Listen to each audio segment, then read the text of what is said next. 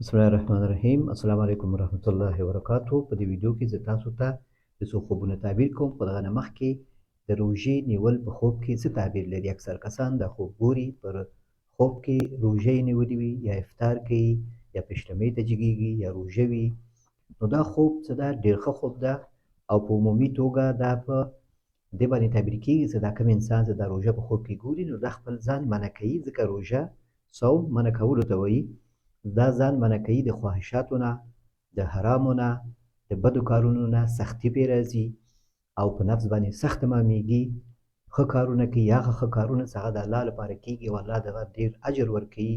او الله ته ډېر قدر لري. هغه کارونه لکه یو یتیم سره ښه کول چې هغې چاته نه ښکاري، یا یو ګمنام انسان سره ښه کول، یا داسې ځای کې یو نیکي کول چې څوک تا باندې نه خبرېږي. نو کوم کسانو کې دا صفات وي، هغوی روژه په خوب کې ګوري. معنا دا ستا د عملونه چې دي دا ډېر د قدر وړ دي، دا خاص الله ته معلومیږي، او دا الله تعالی دې اجر ورکوي، او دا ډېر ښه عملونه دي. نو ستا په تقوا، ایمانداري، ښهتوب باندې تعبیر کېږي. نو او نفس باندې هغه عملونه سخت تمامېږي په تا باندې، لکه یو غریب و یو یتیم سره هغه ګمنام وي، ښه کول، څوک پرې خبرېږي نه، هغه کارونو باندې دا تعبیر کېږي. لکه بې مطلبه یو کار کول، بې مطلبه یو چا سره ښه کول. اکثر خلک چې یو کار کوي نو اکثر پکې مطلب وي. نو چې کله موږ بې مطلبه کار کوو، خاص د الله لپاره تقوا کوو او سختیانې ګالو، نفس خپل نفس د حرامو نه بچ کوو، ساتو، نو دا په دې حالت کې دا خوبونه د روژې ګورو. نو روژه نیول په رمضان کې، چې کله رمضان ته په خوب کې ګورې چې رمضان میاشت ده او ته روژه یې، نو دا په دې باندې تعبیر کېږي لکه رمضان میاشت خو دا فرض ده او حتما یې باید ونیسي، عذر نه وي. نو دا په دې باندې تعبیر کېږي چې ته یو نظر دې په غاړه نیولی، یو نظر لکه یو کار لپاره تا نظر نیولی وي. په اسلام کې نظر یو نیک عمل ده، چې په دې باندې څوک غواړي چې کارونه یې وشي نو نظر دې ونیسي. لکه وایي که دغه کار مې وشو د دومره عبادت کوم، که دغه کار مې وشو د دومره تلاوت کوم، که دغه کار مې وشو دومره نیکي کوم، که دا کار مې وشو دومره صدقه کوم. نو دا ښه کار ده. نبي صلی الله علیه وسلم تاسو نظر ونیسئ، په نظرونو باندې ثواب هم شته، او هغه نیت دې الله تعالی په خیر وي، هغه درته پوره کوي. نو چې کله تا خوب کې ولیده چې رمضان میاشت او تا روژه نیولي، معنا دا چې دا نظر دې پوره کړه، او دا نظر تا باندې پاتې ده، نظر دې نیولی نو هغه باید پوره کړې، چې هغه غاړه دې خلاص شي. او چې کله ته رمضان میاشت په خوب کې ګوري، رمضان نه ده خو رمضان میاشت په خوب کې ګوري او ټول روژه او ته روژه خورې،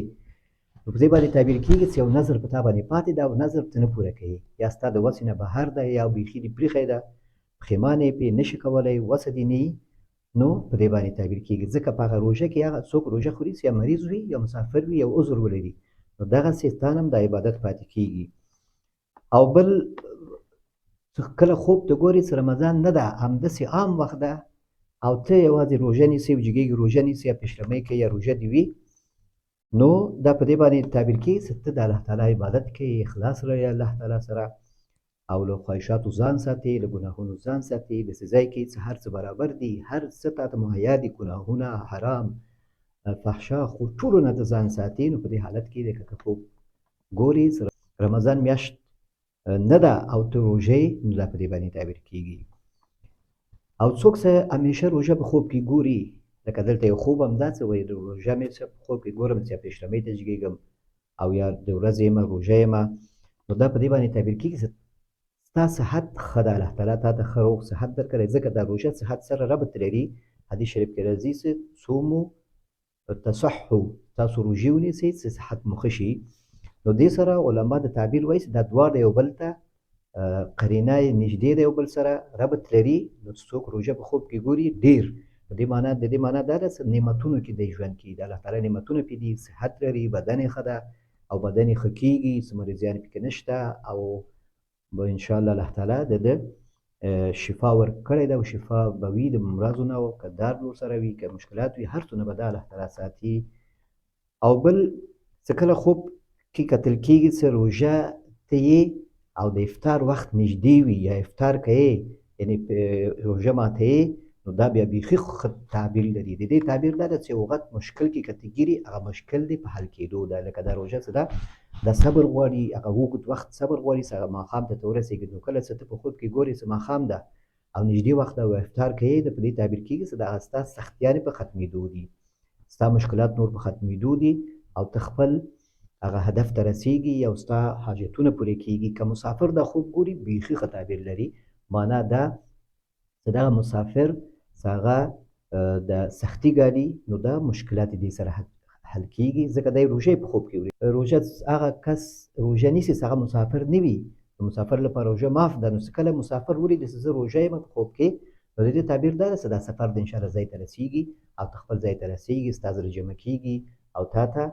د روژه بیا فرضېږي، بیا روژه نه شي پرېښودی، یو مسافر خو پرېښودی شي. او که مریض په خوب کې ولیده، یو مریض انسان وي تکلیف لري او هغه روژه په خوب کې ولیده، نو دا هم په شفا باندې تعبیر کېږي، ځکه مریض انسان باندې روژه نشته، چې کله دی خوب کې ګوري چې روژه ده، نو معنا دا چې الله تعالی ته شفا ورکوي. دی که دار ورسره ده، ویر ورسره ده، ډاکټران ورته ویلي کینسر ده، سرطان، هر شی چې ده، نو دا انشاءالله الله تعالی ته شفا ورکوي. نا امیده کېږي دې نه، الله ته دې امید ولري. نو دا روژه نیول په هر صورت کې په خوب کې ښه تعبیر لري. او دلته یو خوب هم ده، څو خوبونه نور هم دي، نو آخر پورې موږ سره پاتې شئ. او که چینل کې نوي یاست نو چینل سبسکرایب کړئ، ویډیوګانې لایک کړئ، او که دا خوبونه هم دلته واورېدل بیا خپل اطمینان ماته راکړئ. او که تاسو خوبونه لیکئ نو همدا واتساپ نمبر کې ماته خوب پوره ووایئ، وخت یې ووایئ، خوب پوره ووایئ. وایي اکثرا خوب کې ګورم چې روژه یمه، یا مې روژه نیولې وي یا پیشلمه یې کوم، همدغه تعبیرونه مې زده کړي، همدغه تعبیرونه دي، ځکه ستا صحت به ښه وي، الله تعالی دې نعمتونه درکړي دي، او تا سره که ډار وي د صحت او ویره وي نو د مریضي، الله تعالی تا حفاظت کوي او ستا دا نعمتونه او دا صحت دا به تا ته دوام لري، دا کله پورې چې دا خوبونه ته ګورې. نو یو څو خوبونه دي، وایي خوب مې ولید شپه وي او سترګې مې هم کار نه کوي او نه څوک راته لاره ښیي، بیا وروسته بینا شم، ملګري مې کړس کړس سره خاندو، او په دې کې وایي پلار مې هم دلته راښکاره شي ولاړ وي، وایي چې زه بینا شم دومره وګورم چې پلار مې ده، خو د پلار ته دومره خوشحاله نه یم، د خپل ملګرو سره لګیا یم او هغو ته خوشحاله یم. نو د دې تعبیر دا ده چې ته ملګرو سره زیات روابط لري، کینې ورسره د هغوی اول اخلي، کینې ورسره، خو خپل پلار اول نه اخلي، که ژوندی وي اول یې نه اخلي او ډېرې خبرې ورسره نه کوي او هغه خبرې تا باندې بد لګي، سپین ږیری ده یا پخوانی سپین ږیرو نه ده او هغه داسې خبرې کوي لکه پخواني خلکو، نو تا باندې بد لګېږي. او یا هم د پلار دې که وفات شوی ده نو هغه ته دعا نه کوي، یا کوم کارونه چې هغه کاوه، کوم خوبیانې، کوم نوم و نشان د کورنۍ مو هغه تا نه دي ساتلي. نو ملګرو سره دغه کې د قیامت د علامو نه هم یوه او علامه همدغه ده چې وایي ملګرو سره وفا وشي او پلار سره جفا وشي، پلار پرېښودلی شي، پلار ته وخت نه لري چې کښېنې او د ملګرو سره وخت لري، د ملګرو سره خاندې، نو دا خوب تا ته یو تنبیه ده، یو اخطار ده د الله لخوا چې دغه شی تا کې ده، نو دا شی ایسته کړه او خندا، ډېر اوچت خندا په خوب کې بیا ښه تعبیر نه لري. مشکلاتو مصیبتونو کله کله تعبیر کېږي چې انسان ته رسېږي، ځکه سرچپه تعبیر کېږي، دا ژړا په خندا او خوشحالي، او خندا څه ده دا په مصیبت او غم باندې تعبیر کېږي. نو که غواړئ چې د مصیبت او غم د مشکلاتو نه وساتئ، که څه مشکلاتو سره مخ کېږي نو هغه وجه همدغه ده چې ته خپل پلار سره ډېر روابط نه ساتې او هغه تا ته دعا نه کوي یا خفه ده، نو د هغه زړه ساته، اول یې اخله، که وفات شوي وي دعا ورته وکړه او همیشه یاد یې وکړه، دغه ملګرو پوښتنه وکړه، والله تعالی اعلم. دویم خوب ده، وایي ماشومان مې خوب لیده، وایي مخې دا کس وایي چې ته ناست یې، مخ دې قبلې طرف ته یې، تک تور ویښتان ستا سر نه یو داسې سپینې شغلې جګېږي، دا شغلې راساً میاشتې طرف ته جګېږي، او وایي د ډار نه زه راویښه شم په دې خوب کې. نو سپوږمۍ په خوب کې پلار باندې تعبیر کېږي، یعنې د خوب تعبیر داسې کېدلی شي چې ته پلار باندې ډېر ګرانې یا خپل فامیل باندې ډېر ګرانې او هغوی تا باندې ښه نظر لري، ښه ګمان لري، نو الله دې وکړي چې ته هم هغو ته توجه وکړې او د هغوی قدر وکړې، د هغوی بعض خاصو پوښتنه وکړې، والله تعالی اعلم. دریم خوب ده، وایي ما خپله خوب لیده، اذان نه مخکې چې خوړ وي، کمره طرف ته چینه وي، دې چینې نه درې طرف ته اوبه راوځي، مخ قبلې طرف ته هم راوځي، جنوب طرف ته هم راوځي، یو طرف د ځمکې نه پورته اوبه جګېږي لکه فواره، دې کې زه اودس کول غواړم، دا اوبه وایي شغلې کوي، شنې سرې، ځان سره لږ فکر وکړم چې کېدای شي د اوبو لاندې څه وي، طلا او زر څه پکې وي. نو معنا دا که ته کاروبار کوي او په هغه کاروبار کې د لمونځ وختونه ته پکې راوځي او هغه لږ لرې وي یا سخت وي، هغه کې ستا وخت ضایع کېږي، نو دا انشاءالله تا ته تاوان نه رسېږي. کوم کار وي چېرته وي نو چې امکان وي هلته خپل لمونځ په وخت وکړه او وخت ورته ورکړه، هغه کار پرېږده، دې سره ستا رزق کمي نه راځي. او که ستا په رزق کې ظاهره کې کمي راځي، نو تا ته په اودسو په لمونځ کې الله تعالی برکت ږدي، په هغه لږ شي کې دی، په هغه لږو پیسو کې دی برکت ږدي، او دې سره تا ته الله تعالی همداسې امیدونه درکوي او تا ته رزق کې برکت ږدي او مشکلات انشاءالله درته نه پیدا کېږي. والله تعالی اعلم. څلورم خوب ده، وایي ما خوب لیدو د قیامت ورځ کېږي، بیا زما مور وی او زما مشره خور یو ځای ناسته وي او د دوی د دواړو د پښو ترمنځ تکې شنې اوبه روانې وي، بیا یو دم وایي ځمکه کې سوري وشي او هغه اوبه پکې ننوځي. زما مور ژر ژر هغه اوبه خپل ځان طرف ته په لپو لپو اچوي، خو هغو اوبو ته هم سوري وشي او هغه اوبه هم ترې ننوځي، ما سوري کوي، او ما ژر ژر یوه لپه اوبه ترې راواخیستې او خپل مخ مې هم لوند کړ او په غاړه مې هم واچولې، په هغه سوري کې سپینه بوره یا چینی هم وي. نو دا اوبه څه کله په کور کې وکتل شي چینه یا ویاله څه د دې نه اوبه وځي رواني، نو دا ښه تعبیر لري. د دې معنا دا ده، د دې تعبیر چې دې کور کې علم ده او دا علم خورېږي خلکو ته، دې کور کې خوبي ده او هغه ښه کول خلکو سره هغه خلکو ته خورېږي. څه کله ته ګورې چې دا کور نه اوبه وځي او هغه اوبه وچېږي یا بیرون نشي وتلی یا کمیږي، نو د دې تعبیر دا ده کوم خیر ستاسو رسېده چاته، هغه خیر تاسو بند کړی ده، نو هغه خیر مه بندوئ او هغه خیر کوشش وکئ چې هغه دوام ورکړي، که هغه درس وي، تدریس وي او چا سره کومک کول وي، ښه کول وي، نو هغه ستاسو باید جاري وي، په هغه کې ستاسو انشاءالله خیر ده، خلکو ته هم خیر رسېږي او تاسو هم ترې استفاده کوئ، تاسو ته هم اجر نصیب کېږي. او داسې بیا ته او هغه اوبه په سوري کې راشي، نو سوري نه مراد درس پیدا کېدل، په هغه کار کې یو درس پیدا کېدل، هغه کار کې یو رخنه پیدا کېدل، یو قطع راتلل، ځکه هغه کوشش ونه کړي نو هغه کار دوام ورنه کړي، نو هغه کار هم ختمېږي، هغه اجر و ثواب هم ختمېږي، که هغه د خیر کار وي، خلکو سره کومک وي یا درس وي، اکثرا په علمي مسایلو باندې په علم باندې تعبیر کېږي چې چاته چې ښه ته، او بیا چې ته هغه اوبه نه لږ زر زر راواخلې، مور دې هم راواخلي، هغه نه واخلي بل ځای ته، هغه بیا هم سوری وشي او ته هم راواخلې، نو دا په دې باندې تعبیر کېږي چې دغه تاسو ته هم دغه خیر لږ لږ رسېږي او کوشش کوئ، خو کوشش وکئ چې هغه کوم سبب باندې چې دا شی خیر قطع کېږي، سکتګي پکې راځي، هغه رفع کوئ چې دا مشکل حل شي، ستا سوري پکې پیدا نه شي. او ته وایې چې په هغه سوري کې بیا سپینه بوره یا چیني هم وي، نو دا په څه تعبیر کېږي؟ دا په دې تعبیر کېږي د چیني او بوره نه مراد خوږوالی شی، یعنې خواږه شیان چې په هغه کې بیا تاسو ته ژوند خوږېږي، یعنې مشکلات هم حل کېږي، او که همداسې کښېنئ چاته خیر هم نه رسېږي، نو کېدای شي دې کې سوچونه او مرضونه درته پیدا شي. الله تعالی هم حفاظت وکړه، والله تعالی اعلم. بل خوب دا وایي ما خوب لیدو چې یوه ښځه مې خوب کې موټر ته راجګه کړه، ما ورته وویل کور ته دې ورسوم، کله چې حرکت مې ورکړ په دې وخت کې ښځه راته وایي چې دغه ځای ته لاړ شه، زه شراب اخلم، ما دوکان په طرف روانه کړه او بیا نور. نو دا د احتلام خوب ده، داسې خوب چې هغه کې نور مطلب نه وي او په آخره کې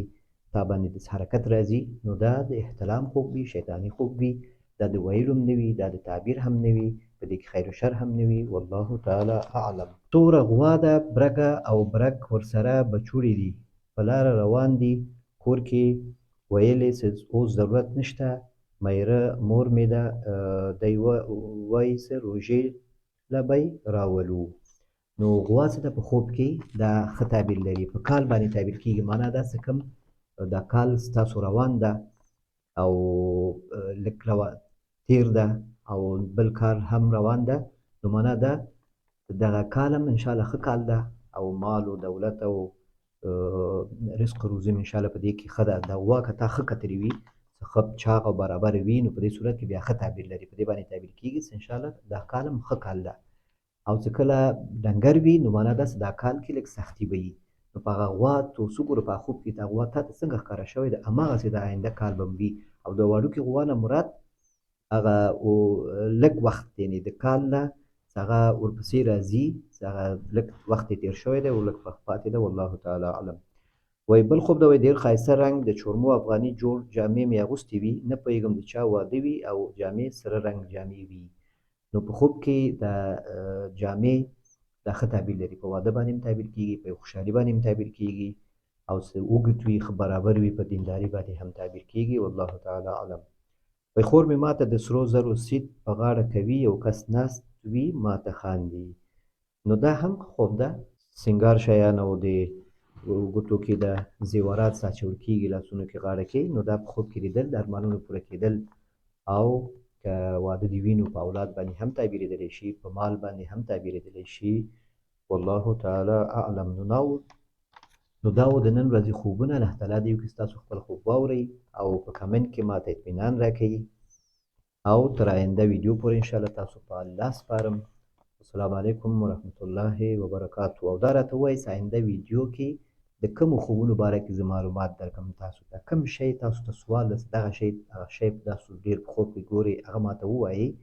هغه کې بیا آینده ویډیو کې انشاءالله هغه باره کې سبا شپې ته جوړ کړم. السلام علیکم ورحمت الله وبرکاتو.